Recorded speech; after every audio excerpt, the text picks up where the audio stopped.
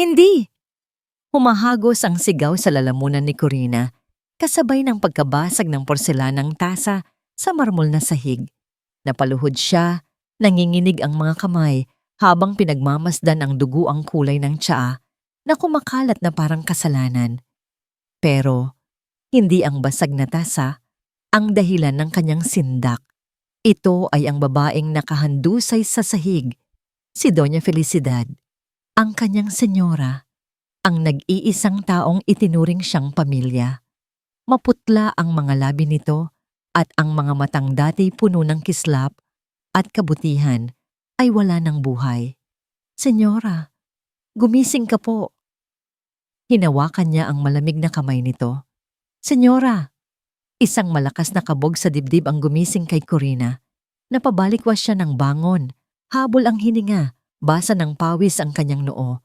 Madilim pa sa labas. Tanging ang maliit na ilaw mula sa kanyang cellphone ang nagsisilbing liwanag sa kanyang maliit na silid. Panaginip. Isang masamang panaginip. Napahawak siya sa kanyang dibdib. Pinipilit pakalmahin ang sarili. Ngunit ang imahe ni Doña Felicidad, ang malamig na balat, ang walang buhay na mga mata, ay tila nakaukit sa kanyang isipan. Ilang minuto siyang nanatiling tulala bago dahan-dahang tumayo. Kailangan niyang magsimula.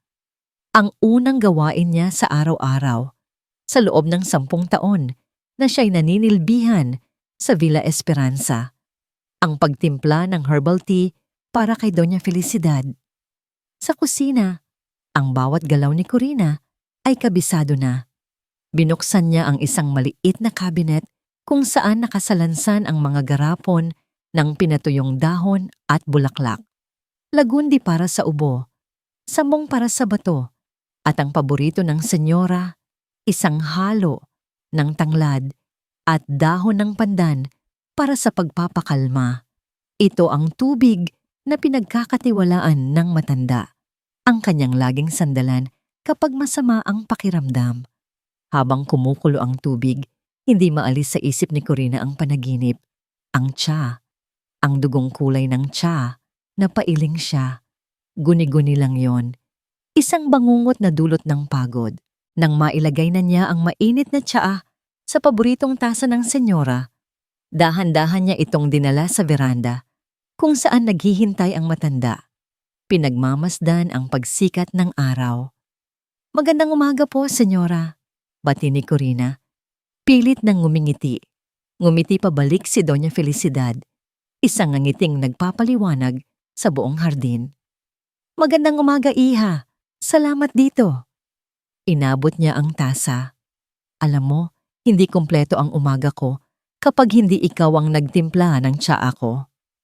Naramdaman ni Corina ang pag-init ng kanyang puso. Sa mga salitang iyon, nawawala ang lahat ng pagod at bigat na nararamdaman niya. Si Doña Felicidad ang nag-ampon sa kanya mula sa ampunan. Hindi lang siya amo, kundi isang ina. Masarap ba ang tulog mo, iha? Tanong ng matanda. Sasagot na sana si Corina ng opo. Pero bigla niyang naalala ang panaginip. Napayuko siya. Medyo po, may masama lang po akong napanaginipan. Ganoon ba? Sabi ni Doña Felicidad, hinahaplos ang kanyang kamay. Huwag mo masyadong isipin. Ang panaginip ay panaginip lamang. Magandang umaga, Mama. Corina. Isang matamis na boses ang pumutol sa kanilang pag-uusap. Si Rowena, ang asawa ng nag-iisang anak ni Felicidad na si Tomas, ay papalapit. Nakasuot ito ng mamahaling bestida at ang kanyang nangiti ay kasing perpekto ng kanyang mukha. Pero para kay Corina, ang nangiting iyon ay hindi umaabot sa mga mata. Rowena, anak, bati ni Doña Felicidad. Sumabay ka na sa amin. Salamat po, Mama. Lumapit si Rowena at humalik sa pisngi ng biyanan. Habang dumadaan sa tabi ni Corina, bahagya nitong nasagi ang tasa ng tsa. Natapon ang kaunting likido sa platito. Ay, sorry, sabi ni Rowena, kahit na ang tono niya ay parang walang pakialam. Ang clumsy ko talaga. Okay lang po, ma'am, mabilis na sagot ni Corina. Kinukuha ang platito para punasan. Sa isang saglit, nahuli niya ang titig ni Rowena sa kanya. Isang titig na malamig at matalim bago ito muling ngumiti ng matami. "Good morning, my loves!" Dumating si Tomas, masigla at gwapo sa kanyang business suit.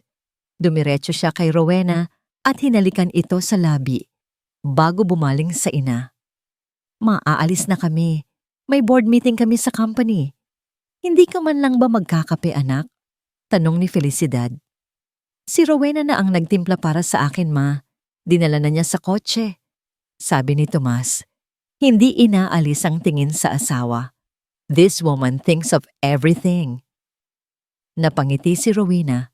"Siyempre naman, mahal, alagaan kita, di ba?" Pinanood sila ni Corina. Pinanood niya kung paano nababalot si Sir Tomas sa bawat salita at ngiti ng asawa niya na para bang wala itong ibang nakikita sa mundo. Naiwan silang dalawa ni Doña Felicidad sa beranda. Inubos ng matanda ang kanyang tsaa. "Senyora, kukunin ko na po ang tasa," sabi ni Corina. Pagkakuha niya sa tasa, napansin niyang may kaunti pang natira sa ilalim. Dahil sa hindi maipaliwanag na kaba, itinapat niya ito sa kanyang labi at tinikman. Napangiwi siya. Mapait. Pero hindi ito ang karaniwang pait ng halamang gamot. May kakaiba. Isang pait na hindi niya mawari kung saan nanggaling. Isang pait na tila kumapit sa kanyang dila.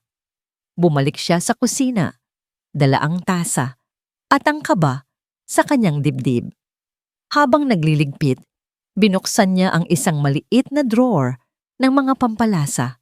Isang drawer na alam niyang si Rowena lamang ang laging gumagamit para sa mga espesyal na luto nito.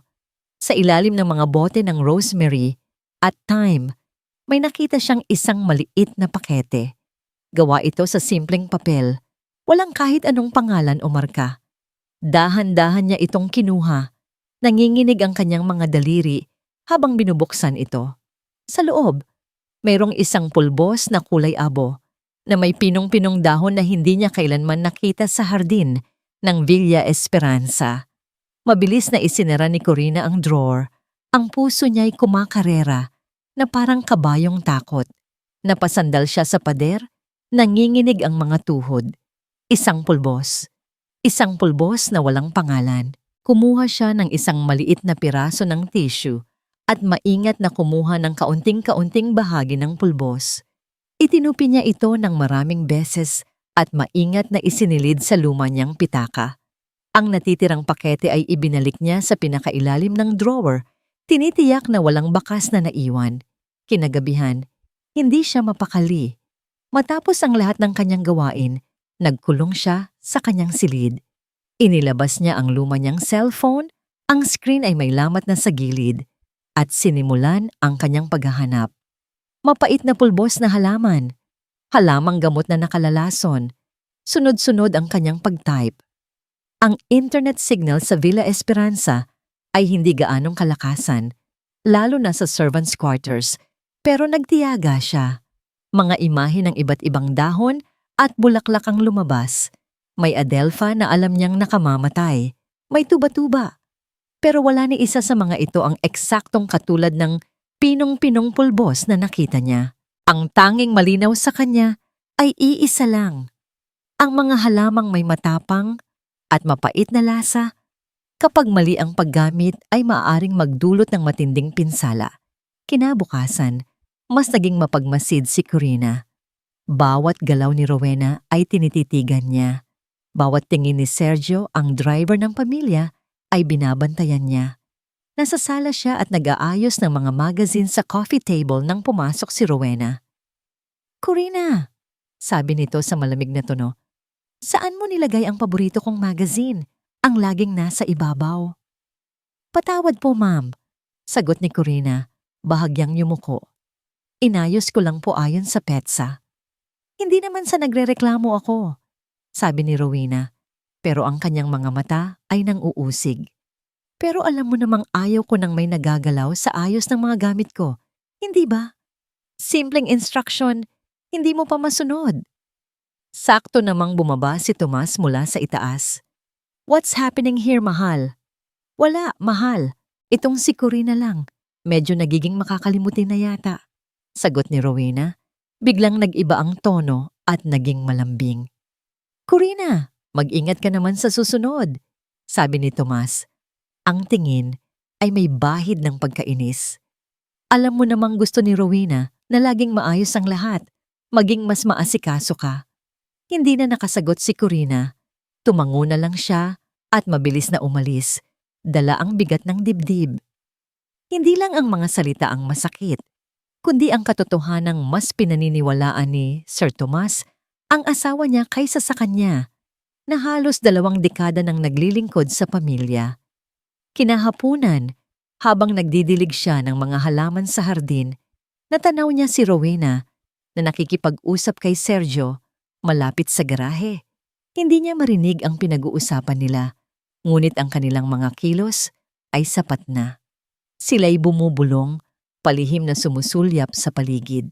At bago sila maghiwalay, may iniabot si Sergio kay Rowena. Isang maliit na nakatuping papel na mabilis namang isinilid ni Rowena sa kanyang bulsa. Parang may malamig na kamay na humaplos sa batok ni Corina. Iha, nandyan ka pala. Napalingon siya. Si Doña Felicidad, dahan-dahang naglalakad palapit sa kanya. Senyora, bakit po kayo napagod? Ang sabi po ng doktor, magpahinga kayo. Nababagot ako sa loob ng kwarto, sabi ng matanda. Umupo sa isang bench. Bigla itong umubo ng marahan. Alam mo, parang mas madali na akong mapagod ngayon. At itong ubo ko, ayaw mawala. Puno ng pag-aalala ang mga mata ni Corina. Sinubukan niyang magsalita. Sinubukan niyang magbigay ng babala. Kahit paano. Senyora, baka po hindi lang tsa ang kailangan ninyo. Baka po may iba kayong dapat inumin? Ngumiti lang ang matanda. Huwag kang mag-alala. Tiwala ako sa tsaa mo. Gabi na. Tahimik na ang buong villa. Patay na ang lahat ng ilaw maliban sa isa sa balkonahe. Nang silid ni na Tomas at Rowena, napadaan si Corina sa hardin para i-check kung naisara na ang gate nang may marinig siyang mga boses. Nag-aaway sila. Mahina, pero sapat na para marinig. Hanggang kailan tayo maghihintay, Rowena? Boses yon ni Sergio, puno ng pagkainip. Baka maunahan pa tayo. Huwag kang apurado. Konting tiis na lang, sagot ni Rowena. Mas mahina, ngunit may diin. Nasa tamang landas na ang lahat. Huwag mong sirain. Nagtago si Corina sa likod ng isang malaking halaman. Narinig niya ang pagbuntong hininga ni Sergio. Ang tagal.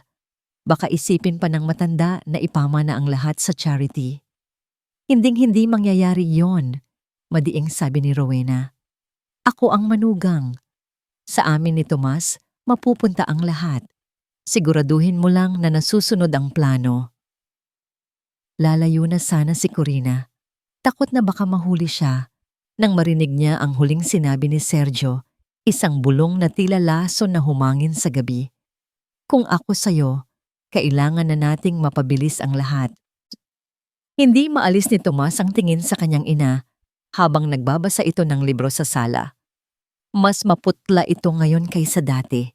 At ang dating sigla sa mga mata nito ay tila napapalitan ng pagod. May mali. Alam niyang may mali. Pero sa tuwing tatanungin niya ito, ang laging sagot ay, matanda na ako, anak. Natural lang ito. Huwag kang masyadong mag-alala, mahal. Naramdaman ni Tomas ang malambot na kamay ni Rowena sa kanyang balikat. Sumandal siya dito. Hinahanap ang kapanatagan na tanging ito lang ang makapagbibigay. Pero hindi siya ganito dati, Rowena. Parang unti-unti siyang nanghihina. Shhh! Bulong ni Rowena. Hinahaplos ang kanyang buhok. Siyempre, napapansin ko rin. Pero isipin mo, mahal, ilang taon na si Mama. Stress sa company, ang pag-aalala sa lahat. Baka kailangan lang niya ng mas mahabang pahinga. May punto si Rowena. Laging may punto si Rowena. Marunong itong magpakalma sa lahat ng kanyang pangamba. At isa pa, dagdag nito, ang boses ay bahagyang nag-iba, tila nag-aalangan. Baka nakakadagdag din sa stress niya ang tensyon dito sa bahay. Kumunot ang noo ni Tomas. Anong tensyon? Napabuntong hininga si Rowena, yumakap sa braso niya at isinandal ang ulo sa kanyang dibdib. Isang kilos na nagsasabing kailangan siya nito. Wala mahal. Baka guni-guni ko lang, sabi nito. Pero nararamdaman kong hindi ako gusto ni Corina. Mula pa noong una. Para bang sa tingin niya, inaagaw kita kay mama. Para bang isa akong dayuhan dito. Biglang uminit ang ulo ni Tomas. Ito na naman, ang tingin ni Corina. Ang mga kilos nitong tila laging nagmamasid, laging nanghuhusga. Hayaan mo na siya, sabi ni Tomas. Ang boses ay matigas. Ako ang bahala. Naalala niya noong una silang magkita ni Rowena. Isa itong simpleng event coordinator sa isang charity event ng Rivera Holdings. Habang ang lahat ng babae sa paligid niya ay nagpapansin, si Rowena ay tahimik lang sa isang sulok, nakatingin sa mga batang tinutulungan ng kanilang foundation. Mayroong isang klase ng simple at dalisay na kabutihan sa mga mata nito. Doon siya nahulog, sa isang babaeng malayo sa karangyaan at kayamanan ng kanyang mundo. At ngayon, ang babaeng pinangakuan niyang proprotektahan ay nasasaktan sa ilalim ng sarili niyang pamamahay. Kinabukasan, hinintay niyang makaalis si Rowena papunta sa spa. Nakita niya si Corina na nagpupunas ng mga muebles sa pasilyo. Corina, tawag niya. Seryoso ang kanyang mukha. Napahinto ito at yumuko. Sir? Gusto ko lang linawin ang isang bagay. Lumapit siya. Tinititigan ito ng diretso. Si Rowena ang asawa ko. Siya ang bagong senyora ng bahay na ito. Ang respeto na ibinibigay mo kay mama, inaasahan kong ibibigay mo rin sa kanya. Nakita niya ang gulat sa mga mata ni Corina na mabilis ding napalitan ng lungkot. Sir, kailanman po ay hindi ako nawalan ng respeto kay Ma'am Rowena. Talaga? Tanong ni Tomas. May sarkasmo sa boses. Dahil hindi iyon ang nararamdaman niya, hindi iyon ang nakikita ko. Corina, alam ko na mas matagal ka nang nandito kaysa sa kanya. Pero sana, alam mo rin kung saan ang lugar mo. Hindi na umimik si Corina. Napatungo na lang ito. Tila tinatanggap ang bawat salita na parang suntok. Nasiyahan si Tomas sa inaakala niyang pag-ako nito sa kasalanan. Ngunit ng gabing iyon, kinausap siya ng kanyang ina. Tomas, anak, napansin kong matamlay si Corina buong araw. May nangyari ba? Tanong ni Doña Felicidad. Wala po, ma. Pinagsabihan ko lang siya ng kaunti. Kaswal niyang sagot. Tinitigan siya ng kanyang ina. Isang tingin na tila bumabasa sa kanyang kaluluwa. Anak, malaki ang tiwala ko kay Corina. Lumaki siya sa poder ko. Alam ko kung kailan siya nagsasabi ng totoo at kung kailan siya nasasaktan. Naguluhan si Tomas. Mahal niya ang kanyang ina. Ang opinyon nito ang pinakamahalaga sa kanya. Pero mahal din niya ang kanyang asawa. At nasasaktan ito. Sino ang paniniwalaan niya? Bumalik siya sa kanilang silid, dala ang bigat ng pagkalito. Naabutan niya si Rowena na nag-aayos ng kanilang kama, pero napansin nito agad ang kanyang mabigat na mukha. Mahal? May problema ba? Tanong nito. Puno ng pag-aalala. Umupo siya sa gilid ng kama at napahilamos sa kanyang mukha. Kinausap ako ni Mama tungkol kay Corina. Umupo si Rowena sa tabi niya. Niyakap siya mula sa likod. Ang kanyang boses ay malambing at puno ng pag-unawa. Naiintindihan ko, mahal. Siyempre, ipagtatanggol ni Mama si Corina. Pamilya na ang turing niya doon. Huminga ito ng malalim. Kaya siguro, para matapos na ang gulo. Humarap siya kay Tomas. Ang mga mata ay nanlalambot. Mahal, baka kailangan lang ni Corina ng pahinga? Baka kung ipagbakasyon muna natin siya, kahit isang buwan lang, para makapag-isip-isip siya, para mawala ang tensyon. para sa kapayapaan ng lahat. Isang buwan na pahinga. Ang mga salitang yon ay umalingaw-ngaw sa isip ni Corina na parang isang hatol. Isang buwan. Ibig sabihin, isang buwan niyang iiwang mag-isa si Doña Felicidad sa mga kamay ni Rowena. Isang buwan na walang magbabantay. Isang buwan na maaaring maging huli sa lahat. Hindi. Hindi siya papayag. Tapos na ang pag-aalinlangan. Tapos na ang takot. Ang pagpapatalsik sa kanya mula sa Villa Esperanza ay hindi na lamang isang posibilidad. Ito na ang mismong plano. At alam niyang si Rowena ang nasa likod nito. Kailangan niya ng pruweba. Isang katibayan na hindi kayang baluktutin. Isang katibayan na kahit ang pag-ibig ni Sir Tomas ay hindi kayang bulagin. Kinabukasan, gumawa siya ng desisyon. Sa ilalim ng kanyang kama ay may isang maliit na lata kung saan niya itinago ang lahat ng kanyang naipon sa loob ng 10 taon. Bawat pisong pinaghirapan niya. Hindi ito kalakihan, pero sapat na. Naghintay siya ng tamang tiyempo. Nang malaman niyang aalis sina Tomas at Rowena para sa isang buong araw na seminar at si Doña Felicidad naman ay natutulog, nagpaalam siya sa isa pang kasambahay. Pupunta lang ako sa palengke, may bibilhin lang na personal, sabi niya. Gusto mo bang ipahatid kita kay Sergio? Tanong nito. Huwag na. Mabilis na sagot ni Corina. Sandali lang ako. Magta-tricycle na lang ako para mabilis. Hindi na niya hinintay ang sagot. Mabilis siyang lumabas. Ang puso niya'y kumakabog sa bawat hakbang. Ang bawat anino ay tila si Sergio na nagmamasid. Ang bawat ugong ng sasakyan ay tila ang pagbabalik ni na Sir Tomas. Sumakay siya ng jeep papuntang Quiapo. Sa gitna ng siksikan at ingay, sa isang eskinita na puno ng mga nagtitinda ng kung ano-anong electronics, natagpuan niya ang hinahanap. Isang kamera, isang napakaliit na kamera na halos kasinlaki lang ng butones. Wireless to miss, long battery life, may live feed sa cellphone, kailangan mo lang ng app, paliwanag ng tindero. Nanginginig ang mga kamay ni Corina habang binibilang ang kanyang pera. Eksakto lang. Halos lahat ng kanyang ipon ay nawala sa isang iglap. Pero habang hawak niya ang maliit na kahon, naramdaman niya ang pag-asa, hindi ang panghihinayang. Pagbalik sa villa, ang pinakamahirap na bahagi ang kanyang haharapin, ang pagkabit nito. Hating gabi na, tiyak niyang tulog na ang lahat. Dahan-dahan siyang lumabas ng kanyang silid. Ang bawat yabag ay pinakikiramdaman.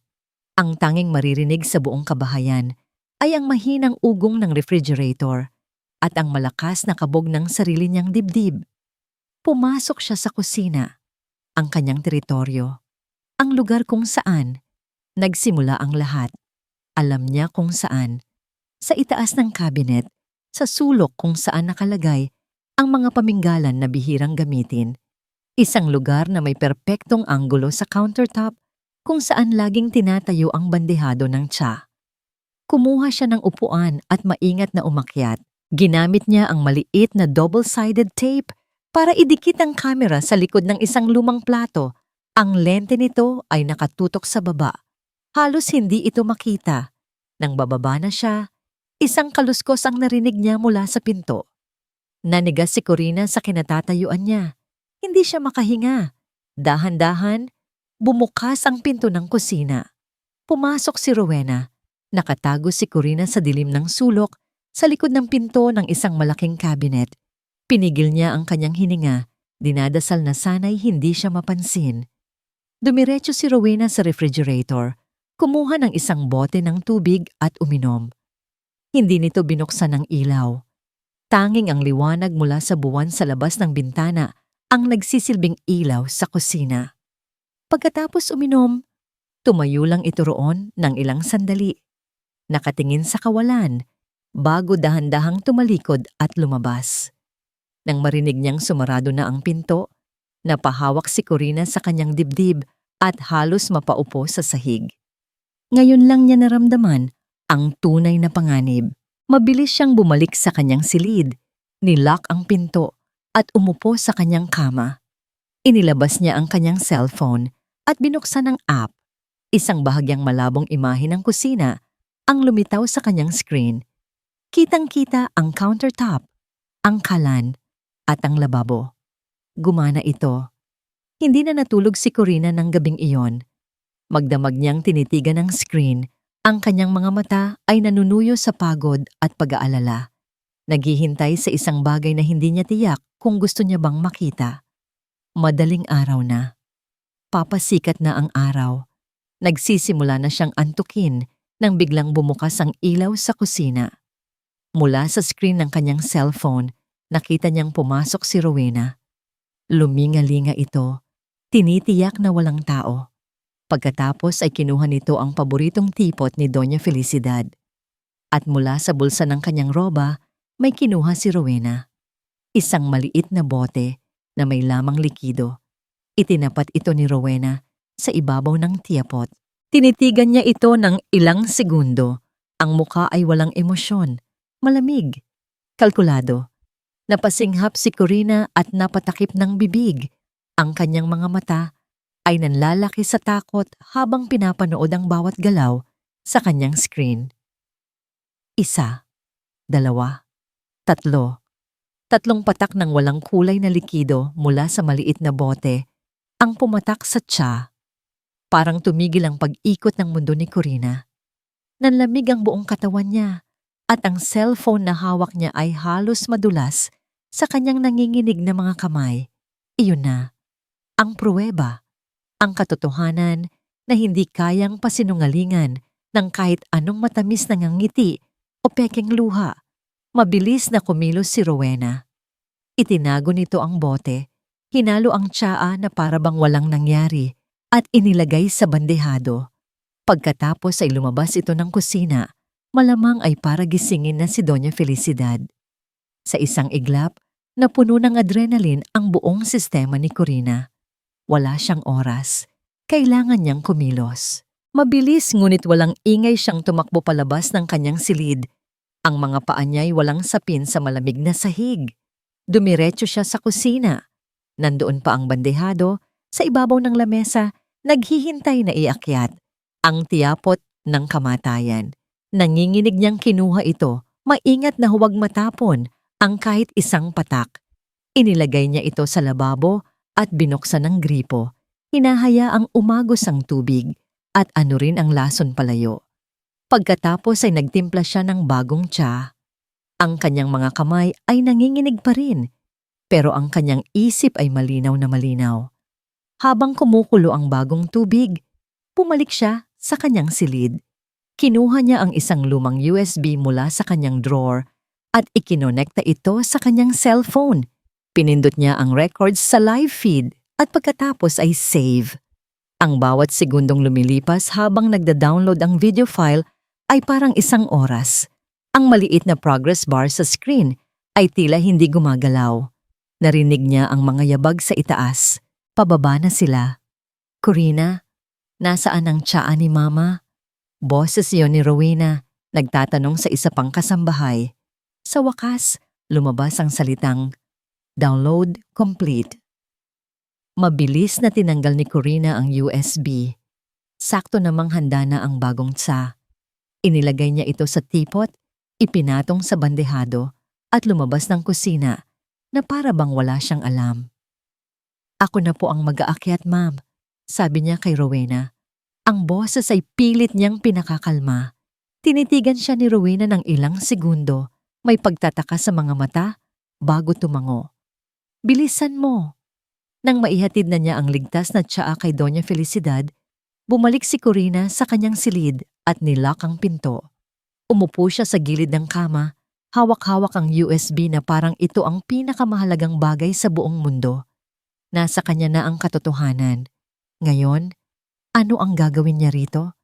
Ibibigay kay Doña Felicidad? Sasaktan niya ang puso ng matanda. Ang malaman na ang manugang na itinuring niyang anak ay gustong siyang patayin? Baka iyon pa ang ikamatay nito. Ibigay sa pulis? Sino siya? Isa lang siyang kasambahay Baka pagtawanan lang siya. Baka sabihin nilang peke ang video na gawa-gawa niya lang ang lahat. Sasabihin ni Rowena na naghihiganti lang siya dahil gusto siyang patanggalin sa trabaho. Isa lang ang natitirang pagpipilian, ang pinakamapanganib sa lahat. Si Sir Tomas, kailangan niyang maniwala sa pagmamahal nito para sa ina. Ang pagmamahal na yon ay dapat mas matimbang kaysa sa pagkabighani nito kay Rowena. Kailangan niyang manalig na sa kabila ng lahat, dugo pa rin ang mananaig. Huminga siya ng malalim, itinago niya ang USB sa kanyang bulsa at naghintay. Naghintay siya hanggang gabi, nang handa nang matulog ang lahat. Narinig niya ang pagsasara ng pinto ng master's bedroom. Oras na. Ang bawat hakbang niya papunta sa silid ng mag-asawa ay parang paghakbang sa apoy. Ang pasilyo ay tila humaba. At ang bawat anino ay tila may mga matang nakamasid.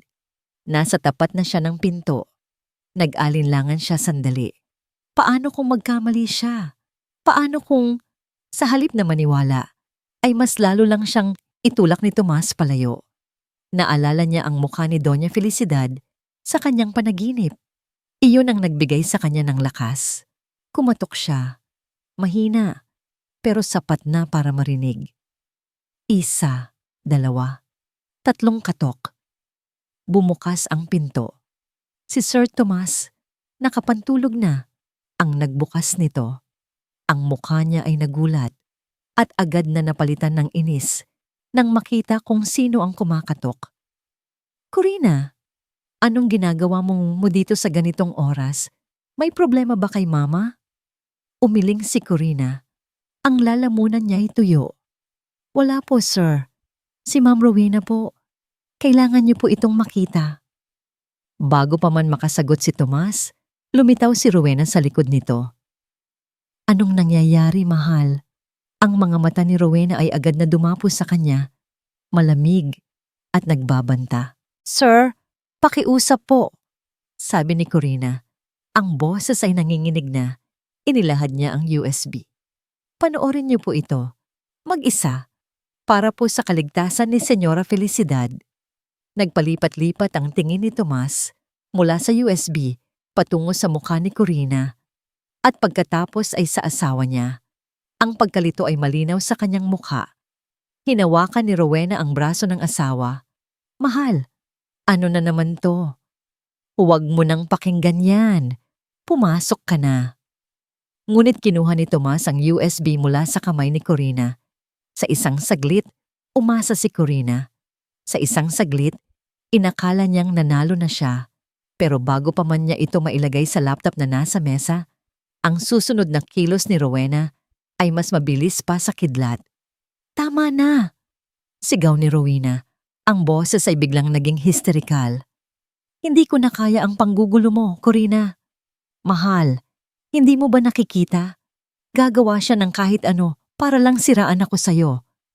Napahinto si Tomas.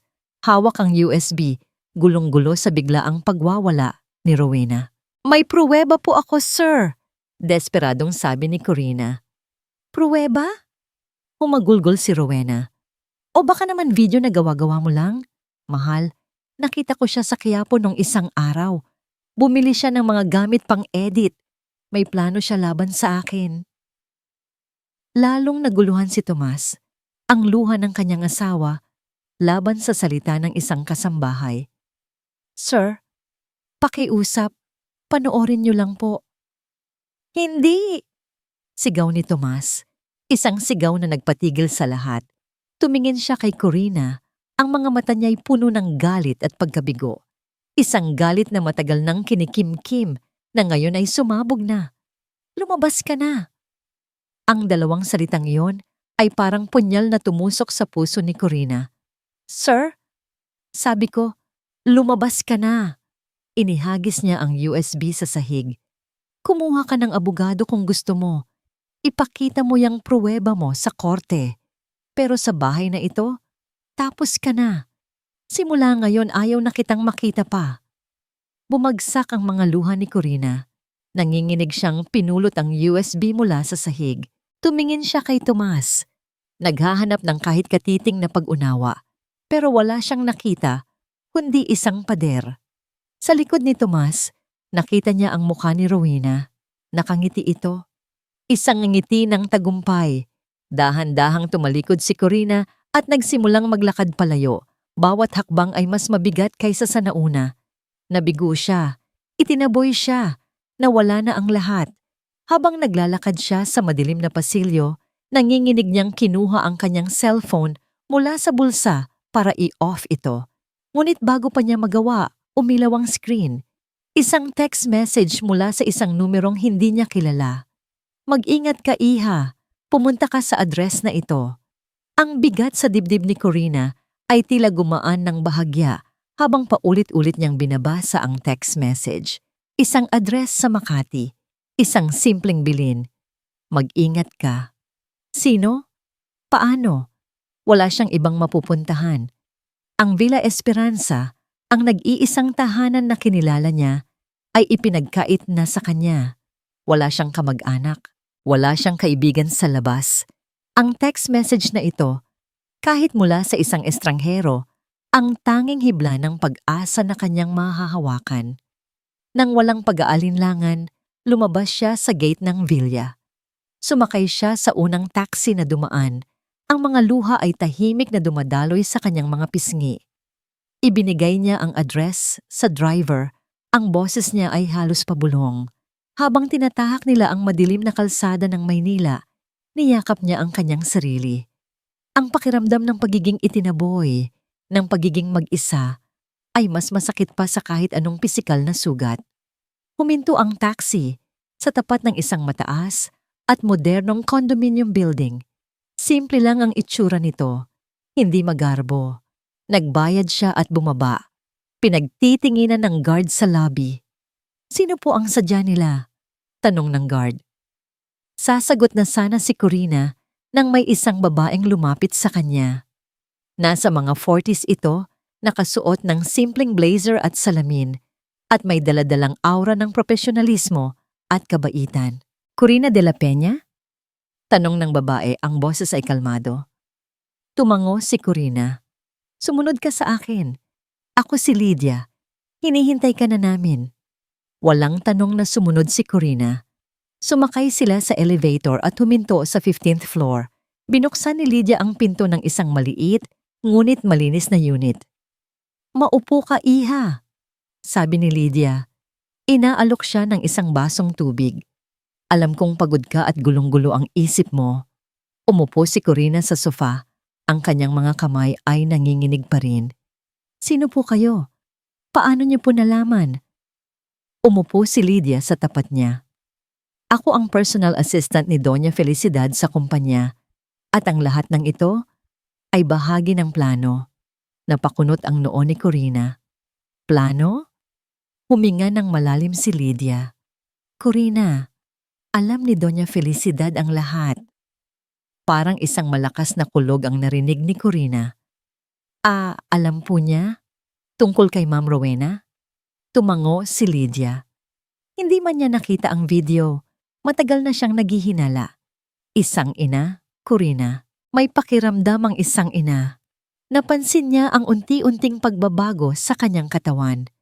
Ang kakaibang pait sa tsaa na hindi niya lang pinapansin.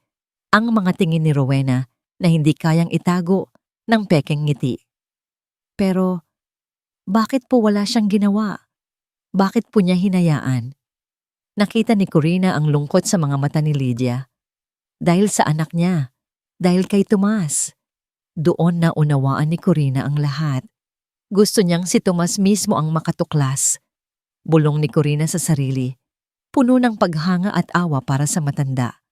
Gusto niyang bigyan ng pagkakataon ang anak niya na ipakita kung kanino ang katapatan nito. Isang pagsubok na ibinigay ng isang ina sa kanyang anak, sabi ni Lydia. Isang pagsubok kung saan, sa kasamaang palad, ay bumagsak si Tomas. Naramdaman ni Corina ang sakit na naramdaman sigurado ni Doña Felicidad. Ang sakit ng isang inang nakikitang bulag, ang kanyang anak, sa katotohanan. Nang malaman ni Senyora na gusto ka nang paalisin ni Rowena, doon na siya kumilos. Pagpapatuloy ni Lydia. Inutusan niya akong bantayan ka. Ako ang nag-text sa'yo. Alam niyang sa'yo lamang siya maaaring magtiwala para sa huling hakbang. Inilabas ni Lydia ang isang laptop at isang projector. Bago mo pa man nare-record ang video, Corina, may isa pang camera si Senyora na matagal nang nakakabit sa kusina. Isang kopya ng video na nasa USB mo ay naipadala na sa akin bago pa man ang komprontasyon kanina. Isang mainit na pakiramdam ang dumaloy sa dibdib ni Corina, pumapalit sa lamig ng kawalan ng pag-asa. Hindi pala siya nag-iisa. Ano po ang plano ngayon, Ma'am Lydia? Tanong ni Corina. Ang boses niya ay hindi na nanginginig. Puno na ito ng determinasyon. Ngumiti si Lydia. Isang ngiti ng isang sundalong handa ng sumabak sa giyera. Sa loob ng 2 araw magkakaroon ng taunang shareholders meeting ang Rivera Holdings. Doon iaanunsyo ni Doña Felicidad kung sino ang kanyang magiging kahalili. Tumingin siya ng diretso kay Corina. At doon din natin ipapakita sa buong mundo ang tunay na kulay ni Rowena Rivera. Lumipas ang 2 araw na parang isang panaginip. Sa loob ng safe house, inihanda ni Lydia ang lahat. Si Corina naman ay nagpalakas ng loob. Hindi na siya ang dating Corina na laging nakayuko. Siya na ngayon ang sandata ng katotohanan. Dumating ang araw ng pagtutuos. Nakatayo si Corina sa harap ng salamin. Wala na ang kanyang uniforme. Nakasuot siya ng isang simpleng itim na bestida at sapatos na flat. Isang regalong bigay ni Lydia. Mukha siyang simple, disente, at halos hindi makilala. Bumaba sila sa lobby ng Rivera Holdings Tower, isang gusaling gawa sa bakal at salamin na sumasalamin sa kalangitan. Ang lugar ay puno ng mga taong naka-corporate attire, mga ehekutibo at mga mamamahayag. Sa gitna ng lahat ng iyon, si Corina de la Peña, isang simpleng kasambahay, ay humakbang papasok. Ramdam niya ang bawat tibok ng kanyang puso, malakas at matatag. Hindi na ito tibok ng takot. Ito na ang tibok ng pag-asa at hustisya. Mula sa kanyang kinauupuan sa tabi ni Rowena, pakiramdam ni Tomas ay nasa ibabaw siya ng mundo. Nasa harapan sila sa VIP section ng malawak na conference hall. Ang lahat ng miyembro ng board, mga importanteng shareholders at media ay naroroon. Ang lahat ay nakatingin sa kanila. Hawak ni Rowena ang kanyang kamay. Ang ngiti nito ay maliwanag. Puno ng kumpiyansa. Ito na ang araw na hinihintay nila. Ang araw na opisyal nang ipapasa ni Doña Felicidad ang pamumuno ng Rivera Holdings. At sino pa ba ang karapat-dapat kundi ang asawa ng kanyang nag-iisang tagapagmana? Si Tomas mismo ay nakakaramdam ng kaunting kaba, pero mas nangingibabaw ang pananabik. Sa wakas, matatahimik na ang lahat. Sa wakas, magkakaroon na sila ng kapangyarihan ni Rowena na patakbuhin ang kumpanya ayon sa kanilang vision. Isang pamilyar na kirot ang bigla niyang naramdaman sa kanyang dibdib. Corina. Sa loob ng 2 araw, sinubukan niyang burahin sa isip ang mukha nitong puno ng luha. Sinabi niya sa sarili na tama ang ginawa niya. Pinoprotektahan lang niya ang kanyang asawa. Pinoprotektahan niya ang kanyang pamilya. Pero bakit? Sa gitna ng dapat sana'y masayang okasyon, ay may isang bahagi sa kanya na nakakaramdam ng pagkakasala. Nagsimula na ang programa. Sunod-sunod na nagsalita ang mga department heads. Ipinipresenta ang kanilang mga nagawa sa loob ng 1 taon. Si Tomas ay halos hindi nakikinig. Ang kanyang atensyon ay nasa entablado, naghihintay sa pag-akyat ng kanyang ina. At sa wakas, tinawag na ang pangalan nito. At ngayon, mga kaibigan, kasamahan, isang karangalan na ipakilala sa inyo ang pundasyon at puso ng Rivera Holdings, ang ating chairman, Doña Felicidad Rivera. Nagpalakpakan ang lahat. Dahan-dahang umakyat sa entablado si Doña Felicidad, tinutulungan ng kanyang tapat na assistant, si Lydia. Mukha siyang mahina sa kanyang edad, ngunit ang kanyang presensya ay nananatiling malakas. May isang klase ng dignidad sa kanyang bawat galaw. Tumayo siya sa harap ng podium. Ang kanyang mga mata ay naglakbay sa buong hall, tila hinahanap ang bawat mukha. Huminto ang kanyang tingin sa kanilang dalawa ni Rowena. Ngumiti ito. Isang ngiting hindi maipaliwanag ni Tomas. Isang ngiting may halong lungkot. Magandang umaga sa inyong lahat. Simula ni Doña Felicidad. Ang kanyang boses ay mahinahon, ngunit malinaw. Umaalingaw-ngaw sa buong silid. Nandito tayo ngayon, hindi lang para ipagdiwang ang isa na namang matagumpay na taon, kundi para harapin din ang kinabukasan. Huminga siya ng malalim. Dumating na ang panahon para ipasa ko ang pamumuno ng kumpanyang ito. Isang desisyon na pinag-isipan kong mabuti. Ang Rivera Holdings ay hindi lamang isang negosyo. Ito ay isang pamilya. At ang susunod na mamumuno ay dapat may taglay na katangian na higit pa sa talino sa negosyo. Kailangan niya ng integridad. At higit sa lahat, kailangan niya ng isang pusong tapat. Naramdaman ni Tomas ang paghigpit ng hawak ni Rowena sa kanyang kamay. Ito na. Ang taong papalit sa akin, pagpapatuloy ni Doña Felicidad, ay isang taong nagpakita ng hindi matatawarang katapatan, hindi lang sa kumpanya, kundi sa pamilya. Tumingin ito ng diretso sa kanila. Ang pangalan ng aking kahalili ay nagkaroon ng sandaling katahimikan. Ang lahat ay naghihintay. Malalaman natin pagkatapos nating panoorin ang isang maikling video na ito. Nagulat si Tomas. Video? Hindi ito kasama sa programa. Tumingin siya kay Rowena na kasing gulat din niya. Biglang dumilim ang conference hall. Ang lahat ng atensyon ay napunta sa malaking LED screen sa likod ng entablado. Sa halip na isang corporate AVP, ang lumabas ay isang pamilyar na imahe. Ang kusina ng Villa Esperanza. Nanlaki ang mga mata ni Tomas. Nanigas si Rowena sa kanyang tabi. Ang video ay kuha mula sa isang kakaibang anggulo sa itaas. At sa video, nakita nila ang isang babaeng nakatalikod, pumasok sa kusina. Isang babaeng nakaputing roba, si Rowena.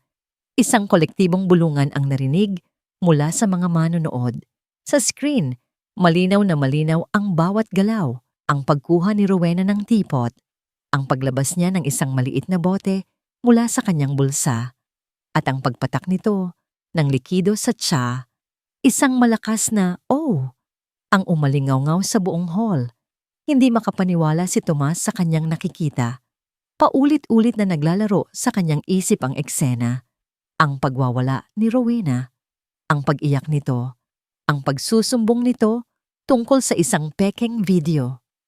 Peke. Pero ang nasa screen ay hindi peke. Ito ang katotohanan. Isang katotohanang sinubukan niyang takasan. Isang katotohanang ipinagtabuyan niya. Ang buong mundo ni Tomas ay gumuho sa isang iglap. Binitawan niya ang kamay ni Rowena na para siyang napaso. Tumingin siya sa asawa niya. Ang magandang mukha nito ay wala ng kulay. Ang mga mata nito ay nanlalaki sa takot at hindi makapaniwala. Lahat ng mata sa hall ay nakatutok na ngayon sa kanila.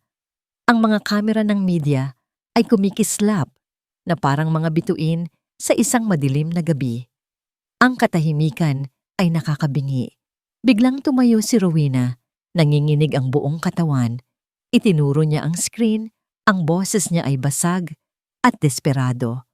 Peke iyan, isang kasinungalingan. Gawa-gawa lang yan para sirain ako. Walang sino man ang nagsalita. Ang video sa screen ang nagsisilbing saksi. Sa kanyang pagkasindak, sa kanyang kagustuhang patunayan ang kanyang sarili, gumawa si Rowena ng isang bagay na hindi inaasahan ng lahat. Dumiretso siya sa podium kung saan nakatayo ang kanyang biyenan. Sa ibabaw nito ay may isang pitsel ng tubig at isang baso na inihanda para sa speaker. Ngunit sa tabi nito may isa pang bagay. Isang pamilyar na teapot at isang tasa, ang mismong props, na inilagay doon para sa dramatikong epekto ng presentasyon, ang tsaa na para sana kay Doña Felicidad. Sa pag-aakalang tubig ang laman yon, kinuha ni Rowena ang teapot. Kita nyo, Sigaw niya, ang luha ay bumabagsak na sa kanyang mga pisngi. Kung lason yan, bakit hindi ako mamatay kapag ininom ko to? Ha? At sa harap ng daan-daang tao, sa ilalim ng liwanag ng mga kamera, itinungga niya ang laman ng teapot. Isang nakabibinging katahimikan ang bumalot sa buong conference hall. Ang lahat ay napako ang tingin kay Rowena, na ngayon ay nakatayo sa entablado. Hawak ang walang lamang teapot. Ang dibdib ay humihingal. Naghihintay. Ang lahat ay naghihintay. Kita niyo? Sabi ni Rowena. Ang boses ay nanginginig, ngunit may bahid ng tagumpay. Wala. Walang nangyari. Isa lang itong palabas. Hindi niya natapos ang kanyang sasabihin. Bigla siyang napahawak sa kanyang lalamunan. Ang kanyang mga mata ay nanlaki, hindi sa galit, kundi sa purong sindak. Isang tunog ng pagkakasakal ang lumabas sa kanyang bibig. Tubig. Nagsimulang magpanik ang mga tao. Nagsigawan ang ilan. Nagtayuan ang lahat. Hindi alam ang gagawin. Si Tomas ay parang napako sa kanyang kinatatayuan. Ang kanyang isip ay hindi maproseso ang nagaganap. Nakita niya ang kanyang asawa na nabubuwal. Ang mga kamay ay nangangapa sa hangin.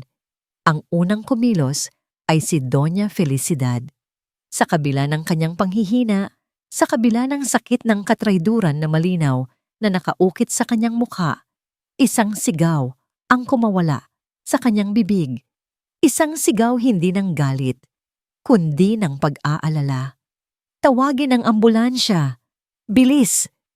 Ang sigaw na yon ang gumising kay Tomas mula sa kanyang pagkakatulala. Tumakbo siya paakyat sa entablado. Sinalo ang humihina ng katawan ni Rowena bago ito bumagsak sa sahig. Rowena! Mahal! Sigaw niya, niyuyugyug ito. Anong nararamdaman mo? Magsalita ka.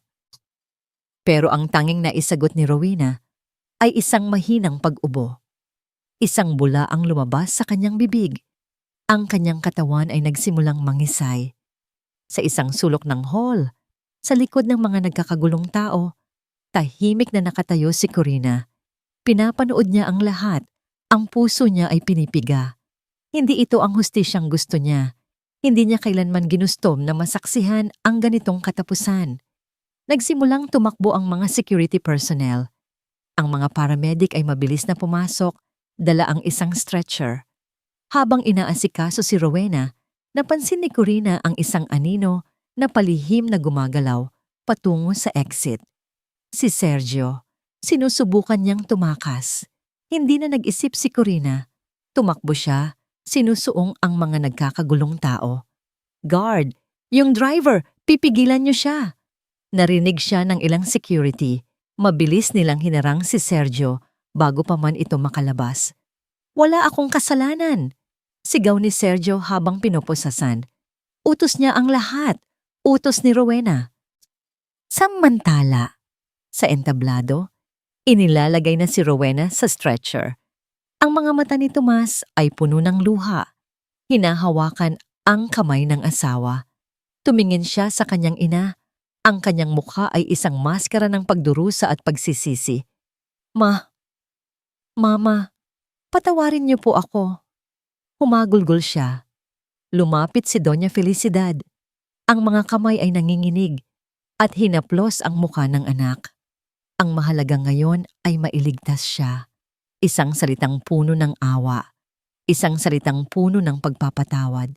Sa kabila ng lahat, ang puso ng isang ina ay nananaig. Doon, sa gitna ng kaguluhan, sa harap ng katawan ng kanyang asawang hiyawang, unti-unting nawawalan ng buhay, gumuho si Tomas. Lumuhod siya sa paanan ng kanyang ina at umiyak na parang isang batang nawawala. Ang lahat ng kanyang pagbubulag-bulagan, ang lahat ng kanyang maling desisyon ay bumalik sa kanya na parang isang malaking alon. Nilulunod siya sa pagsisisi. Habang isinasakay si Rowena sa ambulansya, ang mga mata ni Tomas ay naglakbay sa paligid. Hinahanap ang isang tao. Nakita niya si Corina, nakatayo malapit sa pinto. Ang mukha ay basa rin ng luha. Nagkatitigan sila. Sa mga mata ni Tomas, wala nang galit. Wala nang pagdududa. Ang tanging nandoon ay isang mensaheng hindi kayang bigkasin ng mga salita. Isang mensahe ng pasasalamat at isang mensahe ng walang hanggang paghingi ng tawad. Ilang oras ang lumipas sa ospital, tahimik. Tanging ang tunog ng mga monitor sa emergency room ang maririnig. Dumating ang balita mula sa doktor. Nailigtas namin siya. Estable na ang kanyang kondisyon. Napabuntong hininga ang lahat sa ginhawa. Pero, dagdag ng doktor, may pinsala sa kanyang internal organs at paglabas niya rito, haharapin niya ang mga awtoridad. Nakikipag-ugnayan na sila sa amin. Tumango si Doña Felicidad. Tinanggap niya ang balita nang may kapayapaan sa kanyang mukha. Ang hustisya ay darating, hindi sa paraan ng kamatayan, kundi sa paraan ng batas. Lumipas ang ilang linggo, ang ingay ng eskandalo ay unti-unting humupa. Ngunit ang epekto nito ay nanatili sa Villa Esperanza. Si Rowena ay nasa ilalim ng hospital arrest, nagpapagaling mula sa lason na siya mismo ang lumikha, habang hinihintay ang kanyang paglilitis. Si Sergio naman ay nasa kulungan, umamin sa lahat ng kanyang partisipasyon sa krimen kapalit ng mas magaan na sentensya. Si Tomas ay ibang tao na. Ang dating kumpiyansa sa kanyang mga mata ay napalitan ng isang tahimik na kalungkutan at malalim na pag-iisip. Araw-araw, pagkatapos ng trabaho sa kumpanya, dumidiretso siya sa ospital para dalawin si Rowena, hindi dahil sa pagmamahal, kundi dahil sa isang obligasyong moral. Tinutulungan niya ito sa proseso. Tinitiyak na makakakuha ito ng patas na paglilitis. Ito na lang ang tanging paraan para mapatawad niya, hindi si Rowena, kundi ang sarili niya. Isang hapon, naabutan niya si Corina na nagdidilig ng mga halaman sa hardin. Bumalik na ito sa Villa Esperanza, hindi bilang isang utusan, kundi bilang isang kasama. Lumapit si Tomas. Corina. Napalingon si Corina at bahagyang ngumiti. Sir Tomas. Huwag mo na akong tawaging sir, sabi ni Tomas. Isang malungkot na ngiti ang sumilay sa kanyang mga labi. Tomas na lang. Tumango si Corina. Gusto ko lang ulit magpasalamat, sabi ni Tomas. Ang kanyang boses ay tapat. Sa lahat. At gusto kong humingi ng tawad. Sa lahat ng sakit na naidulot ko sa'yo. Sa lahat ng pagdududa. Patawarin mo sana ako. Matagal na po kayong napatawad, Tomas. Sagot ni Corina. At sa unang pagkakataon, naramdaman ni Tomas ang gaan sa kanyang dibdib. Hindi na sila nag-usap ng matagal, pero sapat na iyon. Isang pag-uusap na nagsara sa isang masakit na kabanata ng kanilang buhay. Kinabukasan, ipinatawag ni Doña Felicidad si Corina sa kanyang opisina sa loob ng mansyon. Maupo ka, iha, sabi ng matanda. Mas malakas na ito ngayon. Tila ang paglutas sa problema ay nagbigay dito ng bagong sigla. Senyora, kamusta po ang pakiramdam nyo? Mas mabuti na, ngiti ni Doña Felicidad. Corina, alam kong marami kang pinagdaanan at ang utang na loob ko sa'yo ay hindi mababayaran ng kahit anong halaga. Wala po iyon, senyora. Ginawa ko lang po ang tama. At dahil dyan, meron akong isang alok para sa'yo. Inilapag ni Doña Felicidad ang isang folder sa ibabaw ng kanyang mesa. Ang Rivera Holdings ay may isang foundation, ang Puso ng Rivera. Nagbibigay ito ng tulong sa mga ampunan at mga batang ulila. Sa nangyari, napagtanto kong ang negosyo ay hindi lang tungkol sa pera at kapangyarihan, ito ay tungkol sa puso. Tumingin siya ng diretso kay Corina. Gusto kong ikaw ang mamuno sa foundation na ito. Hindi mo kailangan ng degree sa business. Ang kailangan mo ay isang bagay na meron ka na. Isang pusong dalisay at may malasakit sa kapwa. Naluha si Corina. Pero senyora, isa lang po akong... Sino lang po ako? Ikaw si Corina. Maritsing sabi ni Doña Felicidad.